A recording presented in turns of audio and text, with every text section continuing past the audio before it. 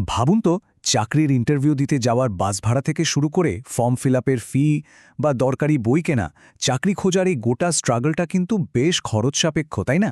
আজকের এই এক্সপ্লেনারে আমরা পশ্চিমবঙ্গের বেকার যুবক যুবতীদের জন্য রাজ্য সরকারের দেওয়া আর্থিক সহায়তা প্রকল্পগুলোর একদম খুঁটিনাটি সহজভাবে ডিকোড করতে চলেছি। এই ভাতাগুলো কিভাবে আপনার চাকরি খোঁজার পথে একটা বড় সাপোর্ট সিস্টেম হয়ে উঠতে পারে, ঠিক কোন প্রসেসে আপনি এর সাহায্য পেতে পারেন, আর এর ভেতরের নিয়মকানুনগুলোই বা কী, চলুন আজ সবটা একদম ধাপে ধাপে বুঝে নেওয়া যাক। আজকের এক্সপ্লেনারটাকে আমরা মূলত ৬টা পর্বে ভাগ করেছি। ১. ভাতা বিস্তৃত তথ্য। ২. যোগ্যতা। ৩. প্রয়োজনীয় ডকুমেন্টস। ৪. এমপ্লয়মেন্ট ব্যাংকে যুক্ত হওয়া। ৫. আবেদন পদ্ধতি এবং ৬. Payment tracking. চলুন দেরি না করে শুরু করা যাক। তো আমাদের প্রথম পর্ব, বেকার ভাতা ডিকোডিং বা এই আর্থিক সহায়তা আসল রূপটা কি?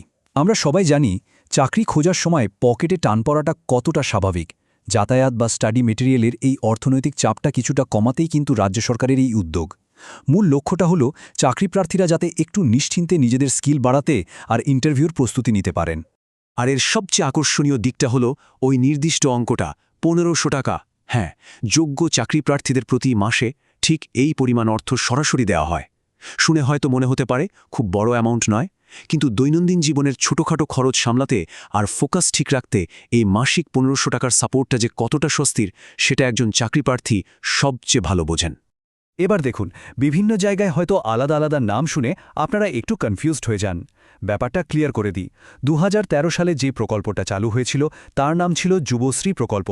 আবার ২০২৬-এর বাজেটে ফেব্রুয়ারি মাসে যে আপডেটেড প্রকল্পটির কথা ঘোষণা করা হয়েছে সেটার নাম দেওয়া হয়েছে বাংলার যুবসাথী, বা অনেকেই একে সাধারণভাবে বেকার ভাতা বলে থাকেন।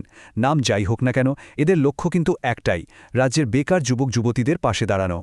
এবার আসছি দ্বিতীয় পর্বে, যোগ্যতা। মানে মাসে মাসে এই ১৫০০ টাকা পাওয়ার জন্য ঠিক কি কি ক্রাইটেরিয়া বা মাপকাঠি থাকা প্রয়োজন, চলুন দেখে নিই। সবচেয়ে গুরুত্বপূর্ণ হল আপনার বয়স আর শিক্ষাগত যোগ্যতা। সোর্সগুলো ঘাঁটলে দেখা যায় যুবশ্রীর ক্ষেত্রে বয়সসীমা ১৮ থেকে ৪৫ বছর এবং অন্তত অষ্টম শ্রেণী পাশ হতে হয়। আবার নতুন যুবসাথী স্কিমে বলা হয়েছে বয়স ২১ থেকে ৪০ বছরের মধ্যে হতে হবে এবং অন্তত দশম শ্রেণী বা মাধ্যমিক পাশ করতে হবে। একটা জিনিস মাথায় রাখবেন, যারা ডিস্টেন্স এডুকেশনে পড়ছেন তারা আবেদন করতে পারলেও ফুল টাইম স্টুডেন্টরা কিন্তু এর যোগ্য নন। আর সবচেয়ে ইম্পর্ট্যান্ট পয়েন্ট হলো, যেসব মহিলারা অলরেডি লক্ষ্মীর ভান্ডার প্রকল্পের সুবিধা পাচ্ছেন তারা কিন্তু এই বেকার ভাতার জন্য কোনোভাবেই আবেদন করতে পারবেন না। তৃতীয় পর্ব, প্রয়োজনীয় নথিপত্র। আবেদন প্রক্রিয়া শুরু করার আগে কিছু গুরুত্বপূর্ণ ডকুমেন্টস কিন্তু হাতের কাছে গুছিয়ে রাখা ভীষণ জরুরি।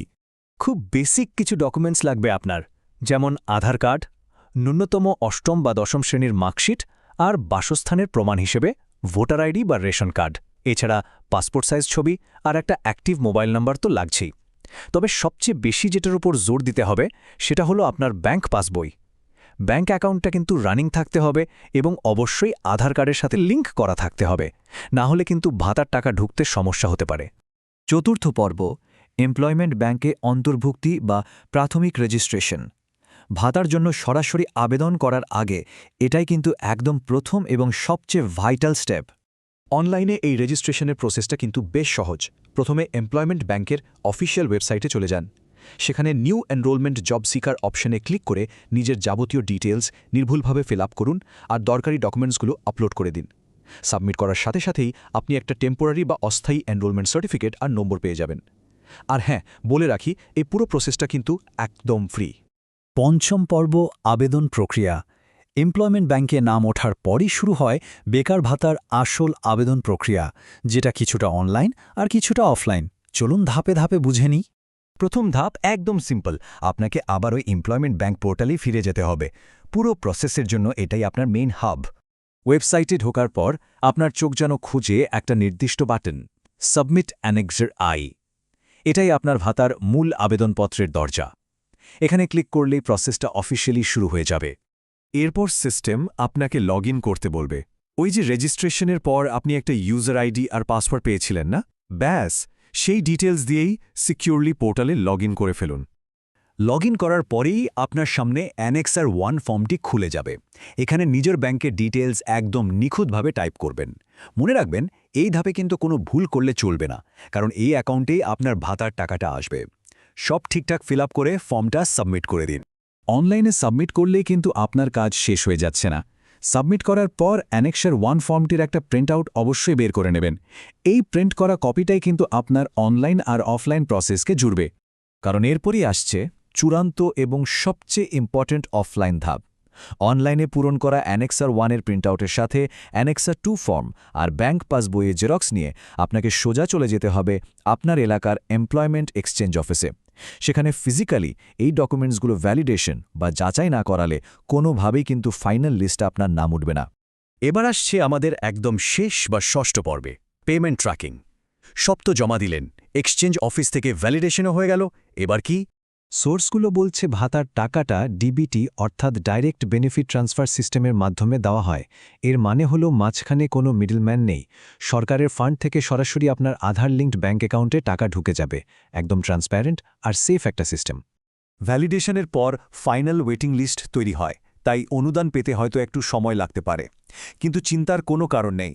আপনি আপনার ওই ইউজার আইডি আর পাসওয়ার্ড ব্যবহার করে যে কোনো সময় পোর্টালে লগইন করে নিজের অ্যাপ্লিকেশনের স্ট্যাটাস বা পেমেন্টের আপডেট খুব সহজেই ট্র্যাক করতে পারবেন।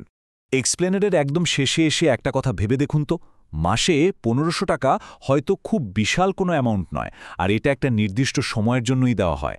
কিন্তু এই সাময়িক আর্থিক সাপোর্টটাই হয়তো একজন বেকার যুবক বা যুবতীকে তার স্বপ্নের চাকরির প্রস্তুতি নিতে, একটা নতুন স্কিল শিখতে বা নিজের পায়ে দাঁড়াতে অনেকটা সাহস যোগাতে পারে, তাই না?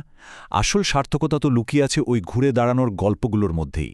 আশা করি আজকের এই এক্সপ্লেনারটি আপনাদের পুরো প্রসেসটা জলের মতো পরিষ্কার করে বুঝতে অনেকটা সাহায্য করেছে। এতক্ষণ সাথে থাকার জন্য অনেক ধন্যবাদ।